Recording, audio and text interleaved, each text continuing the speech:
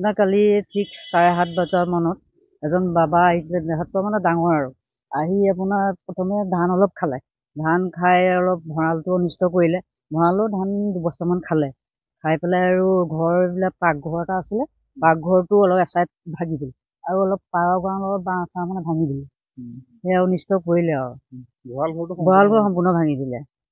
এতিয়া আৰু কি কৰা যায়, আমি ৰাতি ভয় আমি হোৱা কৰা নাই আৰু আকৌ আহিব বুলি চব ৰাইজে ক'লে যে আকৌ আহিব, আমি জুই চুই জ্বলাই পেলাই থাকিলো আৰু 3টামান বজালৈকে। তেখেত পাৰ হৈ গ'ল বুলি ক'লে, পাৰ হ'ল বুলি, তেতিয়াহে আমি মানে শুইছো আৰু ফাটি আহিলে বৃহত্তৰ মানে এজন আৰু কেনেকে গম পালে? আমি গম পালো মানে সেইফালে ৰাইজে খেদি আহিছে, ক'লে যে ফোন কৰি আমাক বিলৰ পৰা আমাৰ পিছ চাইডে বোলে এজনা বাবা আহিছে বুলি ক'লে। আমি তেতিয়া টৰ্চ মাৰিলো, তেতিয়া নাই, তাৰ পিছ মুহূৰ্তত গ'ল বুলি ক'লে। গোৱাৰ পিছত আকৌ আমি ৰাস্তা ফালে ওলাই আহিলো জুই একুৰা জ্বলাবলৈ। তাৰ পিছ মুহূৰ্তত আকৌ ঘূৰি আহি দেখিছো বাবা আহি আমাৰ ঘৰ পাই গ'ল। ঘৰ পাই লগালগ বেৰ চেৰ ভাঙিব লাগি গ'ল। আমাৰ ঘৰৰ মানুহখিনি ভিতৰত ভৰাই দিল, ভৰাই দিয়াৰ লগে লগে আমি বাহিৰত দাদা মই থাকিলো, থাকি পেলাই আৰু তেওঁ ভাঙিবলৈ মানে ঠেলি আছে আৰু তেনেকুৱাতে মানুহখিনিয়ে আমাৰ ঘৰৰ বাউণ্ডেৰীত সোমাই পেলাই গোটেই জাকটো মানে ল'ৰাগাল আহি পেলাই এই বাবাজনক খেদি উলিয়ালে। তেতিয়াহে আমাৰ ভঁৰাল ভাঙি আছে আৰু আমাৰ ভঁৰাল মানে ঠেলি ভাঙিয়ে আছে অলৰেডি। তেতিয়া মানুহখিনিয়ে আহি পেলাই খেদিছে, তেখেত যোৱা নাই কিন্তু একদম মাৰিবলৈ মানুহ খেদি নিছে। খেদি নিয়াৰ পিছত এই এজন ল'ৰাই আহি টিং এখন ধাম মাৰি দিয়াৰ লগে লগে তেওঁ আৰু ওলাই গৈছে।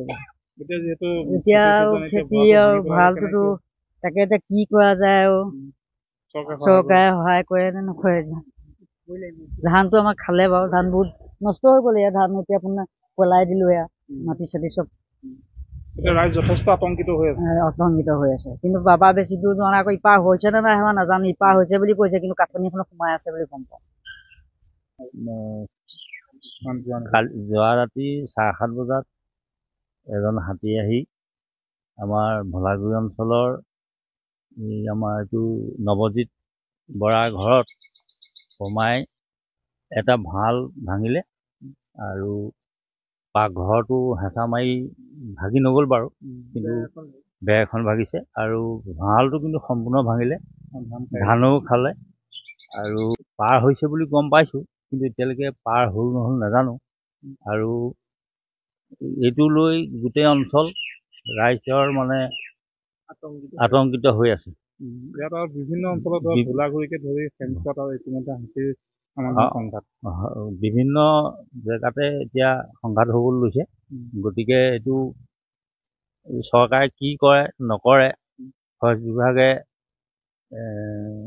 অকণমান ৰাইজক চাই কৰি দিলে অকণমান